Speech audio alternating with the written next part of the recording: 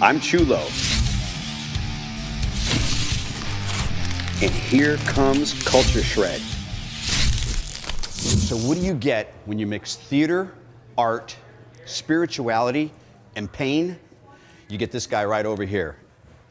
This here is Steve Joyner, premier suspensionist in the world. And what are we doing here tonight, Steve? You're here to watch a performance group, Constructs Rich Revolution, better known as C.O.R.E.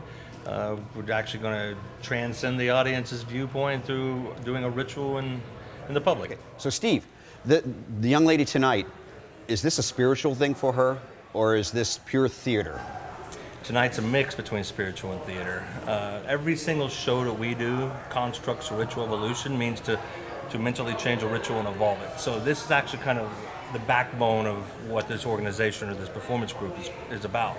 Everything that we do is some kind of energy exchanging kind of ritual with it. Energy exchanging. Yes, energy. Everybody on stage will be connected energy-wise. We'll be feeling each other. Even the gentleman who's the riggers, they're in the wings, if you will. The venue tonight doesn't have wings like a theater stage, but you'll notice when you're watching the show, the people in the black off to the side of the people who are actually pulling her up and down. Their rope is connected to her, so the energy is exchanging. Now, over the years, we've learned also to be able to exchange that energy to the audience. So it's not a here we are performing, you get to watch it scenario. It's a here we are performing, and we're going to share everything we do with you. So the unfortunate part about television, film, and stuff like that is you don't get that energy through there. You get Exactly. to see what's going on with the performance part of it or the theater part of it. We don't actually get to feel it. Wow. So it's kind of like reading an email but not getting the emotions. Now, when you say feel it, is there pain involved?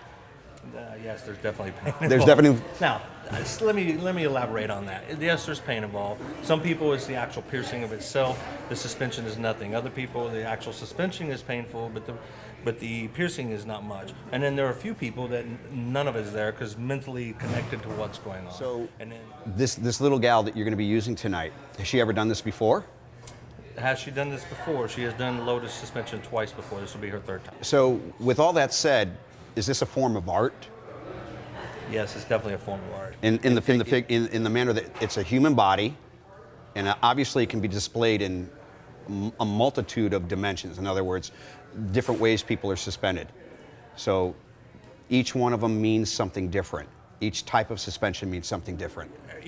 Every suspension needs something different. If you're hanging upside down by a knee suspension or just your back from your chest, it's the most emotional kind of intense suspension. To me, hanging from my chest meant a lot deeper on that emotional level than hanging from my back. However, I connect with that world no matter what I do. It's not a light switch. I can't turn it off. Wow. So how do you prepare mentally? I've heard some rumblings of people saying that they literally leave their bodies. I actually heard one person say that they were able to look down on themselves. So it's got to be very, very powerful from the mind standpoint. Maybe even more so than the physical end of this. This is what I'm getting from this. I agree with you. I personally think that this is more powerful from the mental aspect or the emotional aspect than the physical aspect of it. Certain people will disagree with you. Everybody has their own path that they walk with it, which one shines more than the other. However, a lot of us in this troupe or into this troupe because of more of the mental game of it. So you can see us actually playing with this. Okay. It's like we're not doing drugs, we're doing our mind. So it's a little bit of a different ball game with that. Yeah. What if you're like me, like half a deck short? Would I have a problem? If you're not mentally prepared, suspension opens doorways that you've never expected to be open. This is a positive thing. One of the things that we look at is we don't have expectations when we walk into it. But if you're not mentally prepared for it, it might take you to a doorway that you're not going to be happy with. So trauma? Yeah, of course, trauma.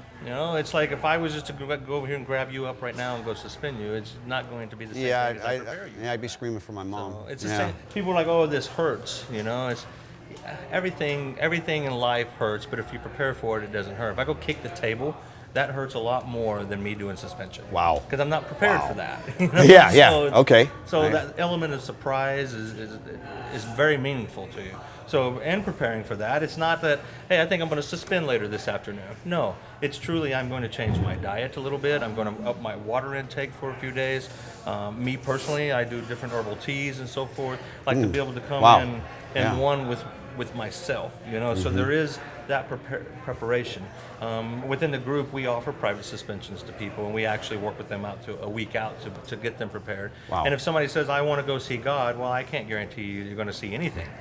So what I'm trying to do is prepare you for a journey. And whatever that journey is, whatever the doorway opens, I have no idea what's on the other side of it.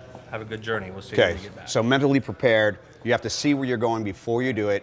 So that way, like you said, when that door, and it's most likely getting past the threshold of pain, mentally being prepared, and being able to take that experience and actually take it to another level. So in other words, it's not so much the physical end of it anymore. It's actually more of an emotional and, again, spiritual, because this has roots way, way, way, way back in the Indian. Many cultures. Yeah, well, the one that we were familiar with, that I've done a little research on, is the American Indian culture, and that's the sun dance.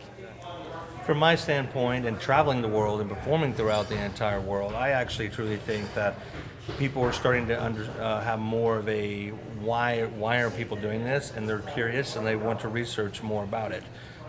It has come from we're freaks or religious zealot standpoint, which we're not, and that's not what we're trying to present. Shock is easy, but taking things that really have true meaning or value to different cultures, adding beauty to it and putting on stage, it's growing. So nothing to do with shock. This is not like you're going to bring in a good crowd here tonight, and they're not here for the shock value. They're basically here to try to link into this experience somehow. My experience with this particular performance group that I'm with now would be, yes, that the audience is actually trying to come through the door to see what we're doing, to feel the energy, to see how you take something that it can be shocking and make it and turn it into beauty, and to be able to share that energy. Well, Steve, I'm so looking forward to this evening. I mean, this is an experience, and it's so exciting to be able to put this out in the world and share this. And for me, I've never been around it before. This is my first experience being around it, and this is going to be one hell of an evening. So looking forward to it. Right on. All right, man. All right, thank you.